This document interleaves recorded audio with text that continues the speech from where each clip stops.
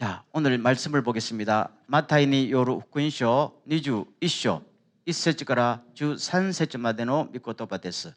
1節ずつ購読いたしましょう。 그들이 예루살렘에 가까이 가서 감람산 벳파게에 이르렀을 때 예수께서 두 제자를 보내시며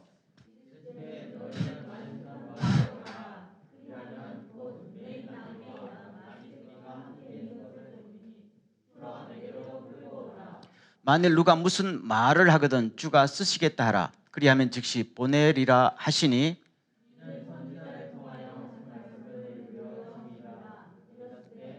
시온 딸에게 이르기를 내 왕이 내게 임하나니 그는 겸손하여 나귀 곧 멍에 매는 짐승의 새끼를 탔도다 하라 하였느니라.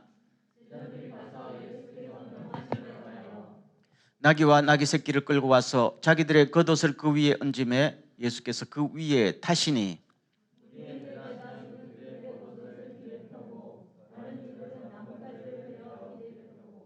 앞에서 가고 뒤에서 따르는 무리가 소리 높여 이르되 호산나 다윗의 자손이여 찬송하리로다. 주의 이름으로 오시는 이여 가장 높은 곳에서 호산나 하더라.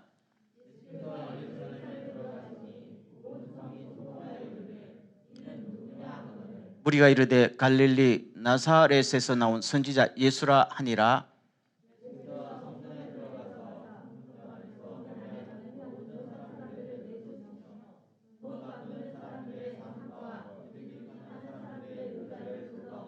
다 같이 그들에게 이르시되 기록된 바 내 집은 기도하는 집이라. 일컬음을 받으리라 하였거늘 너희는 강도의 소굴을 만드는도다 하시니라. 아멘. 오늘은 우리가 종려주일이라 하죠. 종려는 팜트리 말합니다. 정확하게 말하면 대추야자의 잎을 들고 예수님을 환영했다 하는 것이죠. 이것이 왜 우리에게 의미가 있는가 하면요, 예수님께서 온 우주의 왕으로 즉위하는 즉위식입니다. 예루살렘 문으로 들어가시면서 즉위식을 쭉 하는 일련의 과정이 이게 십자가에 죽으시고 부활하는 데까지 쫙 하나의 즉위식 과정입니다. 순서가. 그러면 그 왕의 즉위식의 첫 스타트가 뭐예요? 예루살렘 성문으로 들어가는 겁니다. 시편 24절에 나와 있지만 문들아 너희 머리를 들지어다. 영원한 문들아 너희 머리를 들지어다. 누가 들어가신다? 영광의 왕이 들어가신다. 장엄한 그 왕 즉위식이 나오지요. 그것이 오늘 이 자리에서 종려주일날 주님께서 그거를 지금 실천하신 겁니다. 그래서 예루살렘 동문으로 들어가거든요.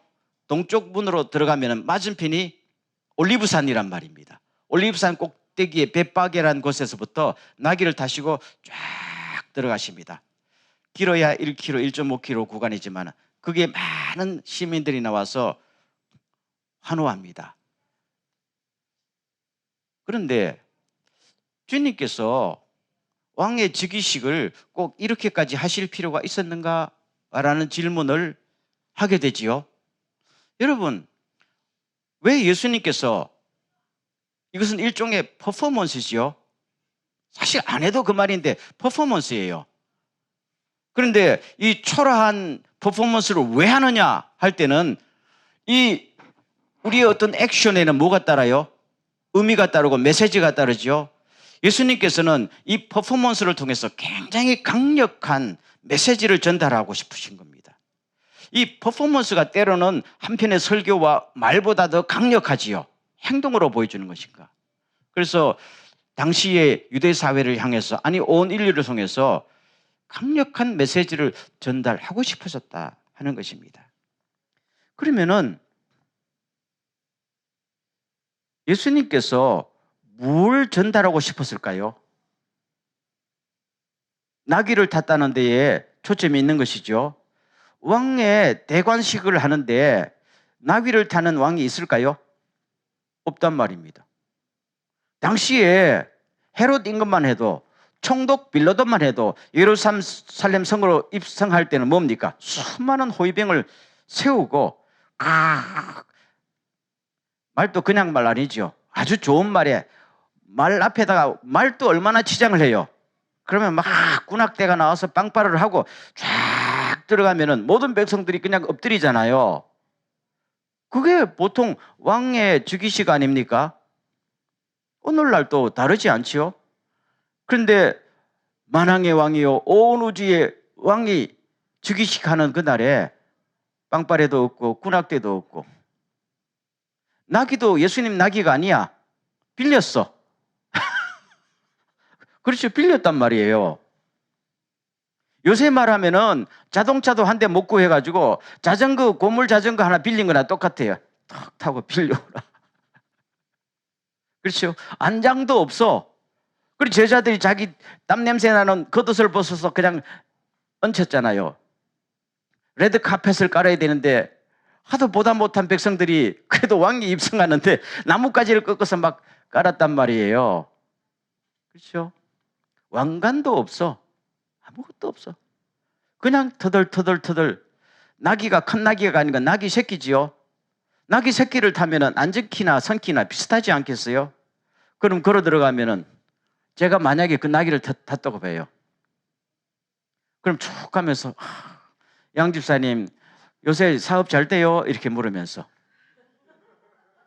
안 쳐다보잖아요. 눈높이가 똑같단 말이에요. 그렇죠? 그렇죠? 백호사님 요새 건강하세요? 또 물으시고. 그렇죠?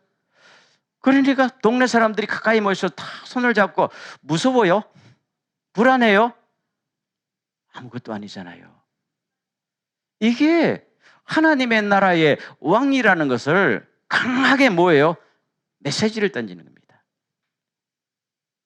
이 땅의 왕은, 진정한 하나님의 왕은 이런 사람이 왕이 되고 왕은 이런 모습이어야 한다 하는 것을 그냥 온천하게 알리고 싶은 것입니다.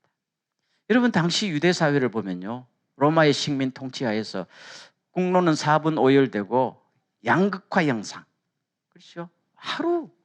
걸로 하루씩 그냥 폭동이 일어나잖아요. 그럼 그 사회의 특징을 한마디로 말하면 뭡니까? 불안한 겁니다. 어디로 뭘 해야 될지 불안한 거예요. 마음도 불안하고 인간관계도 불안하고 사회 자체가 불안하니까 사람들은 뭡니까? 마음속에서, 환경 속에서 평화가 없는 겁니다. 그래서 예수님께서 나귀를 타고 올라가시면서 스가랴 9장의 말씀대로 저는 어떤 왕이다? 평화의 왕이다. 평화의 왕이다. 두 번째, 오늘 말씀해 드리는 것처럼 오늘 말씀 찾아보겠어요. 5절 말씀. 다 같이 시작. 시온 딸에게 이르기를 내 왕이 내게 임하나니 그는 겸손하여 낙이 곧 멍에 매는 짐승의 새끼를 타도다 하여.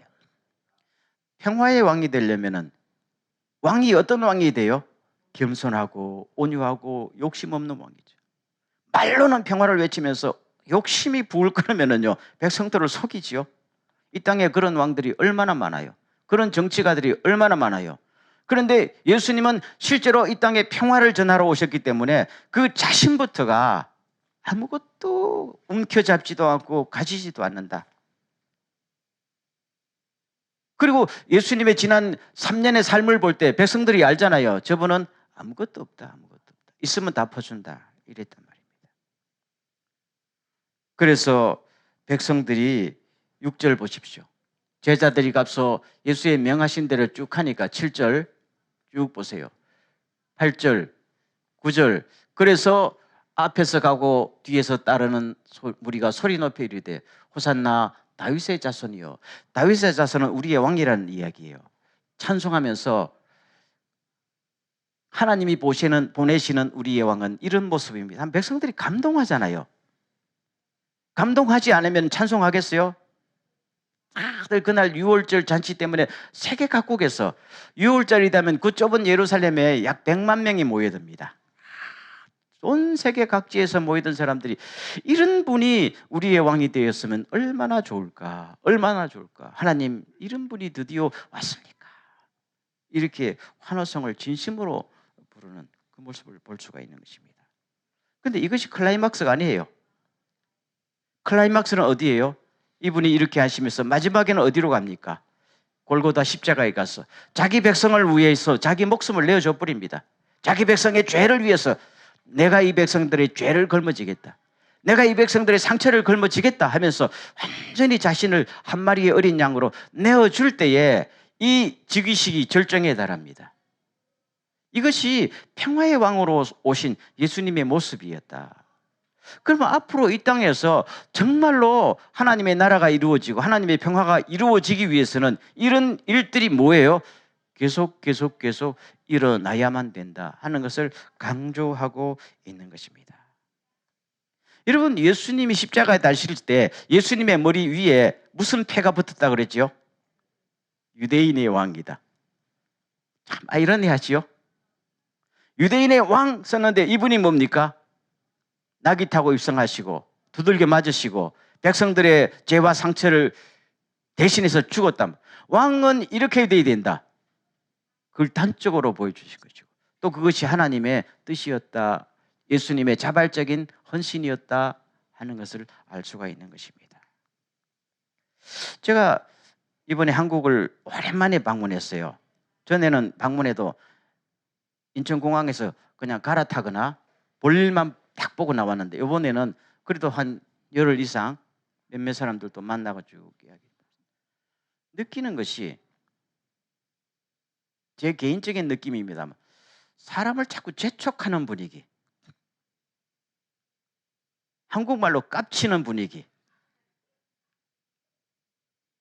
택시를 타도 택시 운전사가 빨리 내려라 하는 눈치를 자꾸 주는 것 같아. 빨리 돈 내고 내려라. 아니, 내가 천천히 내릴 때까지, 가방을 챙길 때까지 기다려주지 않고 자꾸 눈치를 주는 눈치. 택시를 타고 싶지 않더라고. 전 빨리빨리 문화가 한국 사회의 경제적인 발전을 일으켰는데 사람에게 뭐를 앗아갔어요? 평화를 앗아요. 여유와 평화를 다 앗아요. 지난 몇 년 동안 한국 젊은 사람들 사이에서 소위 영끌족, 옛날에 듣도 보도 못한 영끌족, 영혼을 끌어서라도 집을 산다는 거 아니에요? 영혼을 끌어서라도 주식을 산다는 거 아니에요? 안 그러면은 뭐예요? 불안해서 못 견디겠다는 거 아니에요? 안 그러면 차별받으니까. 한국 사회라는 것이 좀 심하게 말한지 모르겠지만 거기 요번에 들은 이야기더라고요. 목사님, 여기는 돈 없고 학벌 없으면은 못 살아요. 노골적인 차별, 무시. 그러니까 영혼을 팔아서라도 뭐를 차지하지 않으면은 힘든 거 아니에요? 그래, 이런 사회 속에서 검사쯤 되면 애 놓을까? 검사도 판사도 아닌 사람이 애를 놓으면은 자기 애가 나처럼 또 차별받을 거 아니겠어요? 그래서 출산보조금 줘도 애를 안 놓는단 말이에요. 놓아라 하도 누가 놓겠어요? 이거는 비극 아니에요? 우리 어릴 때만 해도 한국 사회가 이렇지는 않았어요. 그래도 마음속에 여유가 있고 남을 품는 게 있었는데 끊없는 경쟁. 그럼 사람들 마음속에 AD 1세기의 예수님 당시처럼 뭐가 있어요? 불안한 겁니다. 내일을 알 수가 없고, 그럼 사람들 사이에 불신이 있고, 가뜩이나 국제 정세가 지금 러시아 전쟁으로 인해서 그렇죠, 끊없는 군비 경쟁으로 가잖아요. 한국도 중국도 일본도 대만도 온 세계가 무기를 지금 재무장하느라고 정신이 없잖아요. 그러면 만들어 놓은 무기 안 쓸까요? 언젠가는 터질 거 아니겠어요? 아니, 바보가 아니면 알 거 아니겠어요? 제 말 좀 틀렸어요? 저는 사람이 만들어 놓은 거는 쓰더라고요. 원자폭탄 쓸 거예요. 저는 그렇게 생각합니다. 안 쓰고 배기겠어요? 그러면은 끝없이 지금 질주하는 자동차 브레이크가 고장 났잖아요. 누군가는 이거를 멈춰야 되는데 멈추지 않으면 다 같이 죽는다는 것을 알면서도 아무도 멈추지 못해요. 그렇지 않아요? 왜 아무도 멈추지 못하는가? 욕심을 멈추지 못하니까요. 누군가 나귀를 타면 되는 거거든요. 대한민국 대통령부터 나귀를 타면 되잖아요. 출근할 때 자전거 타면 되잖아요. 지하철 타든지. 푸틴이 자기 재산 다 내놓고 나귀 타면 되잖아요. 그러면 사회가 달라질까요? 달라지겠지요. 100%는 안 되겠지만 그래도 사람들이 달리잖아요. 국가의 대통령부터 장관부터 국회의원들이 뭐예요? 다 우리 자전거 타고 출근하자. 나빠요? 갔다 오면서 그렇더라. 교회도 양극화 현상이 벌어지구나. 잘 되는 교회는 계속 잘 되고 큰 교회는 계속 크고 줄어드는 교회는, 그래서 잘 되는 교회 말 들어보면 우리 교회는 은혜가 충만해서 잘 된다는 거야. 근데 한국 교회 전체는 지금 계속 줄어들고 있거든요. 옆에서 보니까 그래, 너는 잘 되는데, 그렇죠? 많은 크리스찬들이 교회 안에서도 양극화, 교회와 교회 사이에서도 양극화. 주야, 저 사람이 믿는 하나님과 내가 믿는 하나님이 다릅니까? 모를 수밖에 없잖아요. 이게 하나님의 나라라는 게 그게 아니잖아요. 그래서 가만히 생각해 봤어요. 로마 교황 다른 나라 다니면 꼭 방탄차 타고 다니거든. 아니, 로마 교황이 예수 그리스도의 종이잖아요. 예수님도 타보지 못한 방탄차를 지가 왜 타냐? 왜 교황이 방탄차를 타고 다닐까요? 왜 타고 다녀요? 지킬 게 많으니까요. 홈리스가 방탄차 타요? 돈도 없고 힘도 없는 사람이 자기를 보호할 필요가 있어요? 없잖아요. 예수님이 방탄차 타고 다니지 않았잖아요. 아무것도 지킬 게 없었던 분이니까 어디를 가도 자유로웠잖아요. 주님께서는. 부자를 만나나 가난한 사람 만나나 아무 위협이 없었던 거예요. 지금. 그런데 어떻게 예수님의 종이라는 사람이 그렇게 지킬 것이 많아서, 그렇죠? 바티칸에서 나오지를 못하냐? 그래서 가만히 생각해 봤어요. 쭉 오면서 그 바티칸을 다 팔아서 가난한 사람들에게 나눠주고, 주님 그랬잖아요. 마태복음 19장에서 부자 청년부터 내가 어떻게 해야 영생을 얻으리까? 율법을 다 지켰느냐? 지켰습니다. 그러나 하나 부족하다. 너 있는 재산 다 팔아서 가난한 사람에게 놔주고 나를 따라오너라. 부자가 못했지요. 그것은 그 부자에게만 하는 이야기 아니잖아요. 주님을 따르는 모든 사람에게 해야 되잖아요. 그렇다면 교황부터 해야지요. 왜 자기들은 예외예요? 오면서 그런 생각이 들었어요. 한국의 교회가 몇만 개 되거든요. 우리처럼 아무것도 없는 교회도 있는데 제가 아무것도 없다고 이런 소리 하는 건 아니에요. 한국에 재산 많은 교회 많거든요. 건물과 재산이 많은 교회 많아요. 수천억씩 되는 교회도 많거든요. 만약에 교회들이 하나님 앞에 모여서 우리가 주님의 교훈대로 이 재산 다 팔아가지고 가난한 사람에게 주고 정말로 주님을 따라보자 하면 한국 사회가 좀 바뀔까요? 바뀐다고 봅니다. 근데 아무도 주님의 교훈을 따르려고 하지 않아. 아무도. 그러면 우리가 정말로 예수를 믿지만은 예수를 따르는 건 아니지요.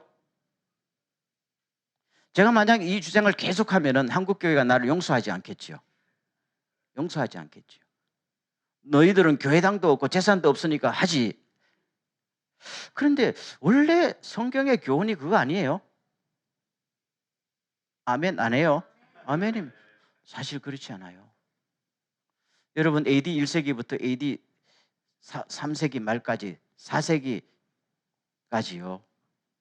약 300년 동안에 기독교가, 그때는 교회당도 없고 재산도 없던 때 아니에요. 그때 지중해 연안에 교회가 다 퍼져요. 복음이 다 퍼졌어요. 그렇죠? 이게 역사예요. 지금도 전 세계 곳곳에서 예수를 믿고 주님 앞으로 돌아오는 많은 그 무브먼트가 일어나고 있습니다. 이번에 가니까 선교사들이 각지에서 그 복음을 전해, 그 소식을 전해오는데 보니까 이슬람권에 있는 어떤 분들이다. 이란이라는 나라에 기독교인이 한 1,000만 명 있어요, 그러더라고. 아니, 그 시아파 종주국에 비공식 통계는 못 내는데 복음에 들어가서 그냥 암암리에 들어가서 잠재적인 크리스찬 이름을 올리지 못하잖아요. 1,000만 명으로 추산돼요. 한국 기독교보다 더 많은 거예요. 근데 거기에 교회당이 있어요? 직분도 없고 교회당도 없고 아무것도 없는데 그러나 성령님이 말씀하니까 막 그냥 사람들이 주님 앞으로 돌아온다는 거예요. 이슬람만 그런 거 아니에요. 에티오피아에도 보니까 뭐 사람들이 동영상도 촬영해서 보니까 그 산상 집회하는데 수많은 이티오피인들이 모여서 주님 앞에 회개하고 우리를 주님을 사랑합니다. 지난 코로나 기간 동안에 선교사들이 다 도망가 버리고 없었어요. 그렇게 이티오피아 원주민들이라면서 선교사들은 우리를 버렸지만 성령님은 우리를 버리지 않으셨습니다 하면서 그냥 스스로 그냥 경신운동이 일어났어요. 지금 이티오피아가 그냥 역대 최고로 운동이 일어나고 있어요. 그뿐만 아니에요. 세계 곳곳에서. 그런데 그 특징들이 뭔지 알아요? 교회당이 없어. 교회 재산도 없고 아무것도 없어요. 조직도 없어요. 그냥 AD 1세기부터 3세기까지 그런 운동들이 거기에 막, 야, 하나님의 역사가 놀랍구나. 그래서 오늘 이 말씀을 들으면서 여러분, 예수님께서 왜 우주의 왕으로 등극하는 즉위식에 나귀를 타고 예루살렘 성문으로 가셨을까? 그건 강력한, 당시뿐만 아니라 오늘 수많은 크리스찬들과 교회들에게 주시는 강력한 메시지다.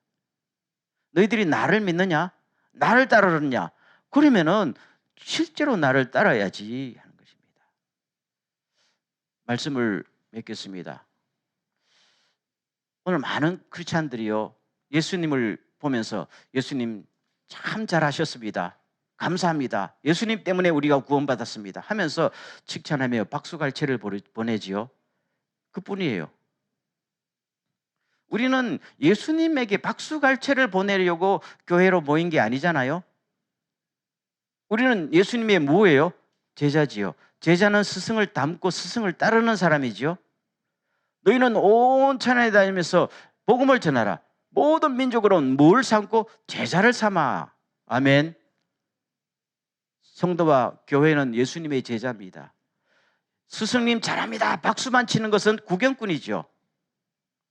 영어로 말하면 그는 팬입니다. 팬과 디사이플은 틀려요. 우리가 인기 아이돌을 보면 박수 치지요. 따르지는 않잖아요. 왜요? 따를 만한 가치가 없으니까. 그러나 예수님은 우리의 스타가 아니에요. 그분 우리의 주인이란 말입니다. 주님이란 말입니다.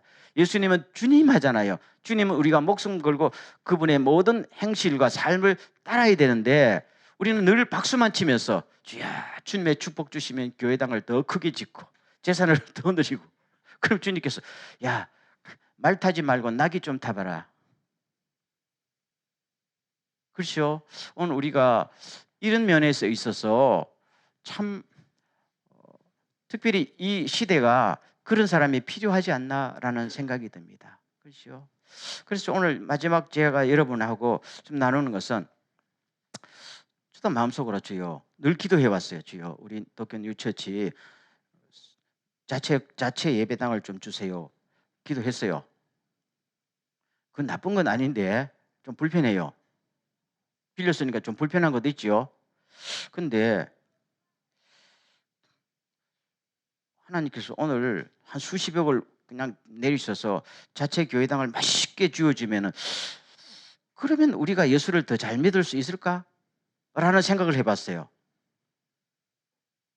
여러분, 오늘 만약에 하나님께서 수십억 원이 아니고 수십억 N짜리 교회당을 딱 마련해 주면은 우리가 지금보다 예수님을 더 잘 믿을 수 있을까요? 예스일까요? 노일까요? 아무 관계 없다. 아무 관계 없어요. 그렇다면 제가 좀 더 충실한 하나님의 종이 될까요? 아무 관계 없다. 맞지요? 아무 관계 없습니다.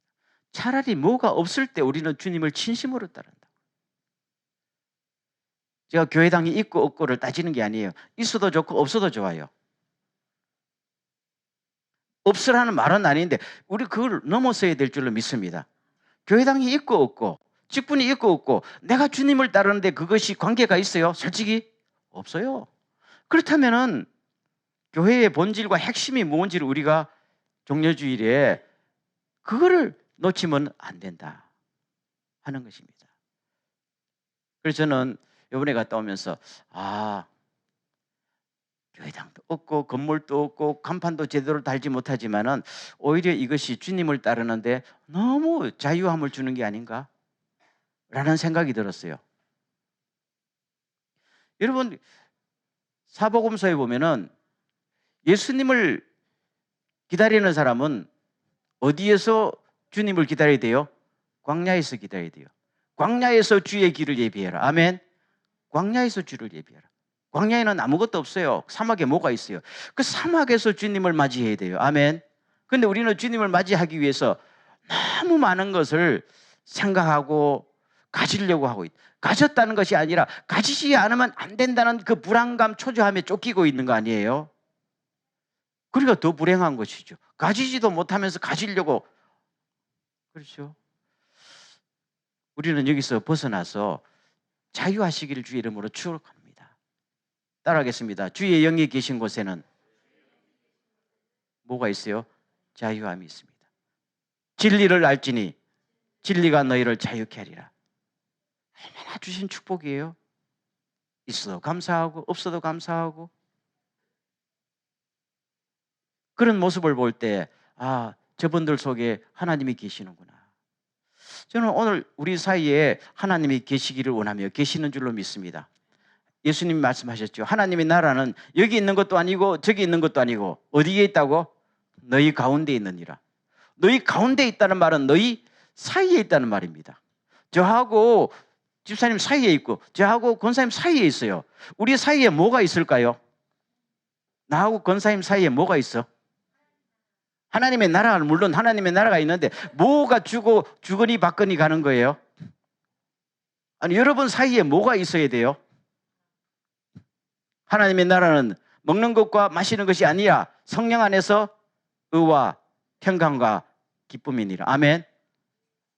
나와 여러분 사이에 사랑이 있고 평화가 있고 기쁨이 있으면은 여기가 뭡니까? 하나님의 나라고. 사람들이 이런 작은 공동체지만 와서 이거는 일본 정부에서도 볼 수 없고 대한민국 대통령 관저에서도 볼 수 없는 놀라운, 정말로 하나님이 계시다면은 이런 나라가 이루어지지 않겠냐 할 때 사람들이 마음을 열고 우리도 주님을 맞이해야 되지. 그거잖아요. 그래서 오늘 여러분들 좀 더 당당하게 자유롭게 감사하며 살아면서 주여, 저도 무엇에 연연하지 않고 주님을 따르는 낙이 타고 가는 주님의 뒤를 따라가는 저희들 되게 하옵소서. 이 정신으로 살아갈 수 있기를 주의 이름으로 축원합니다. 기도하겠습니다.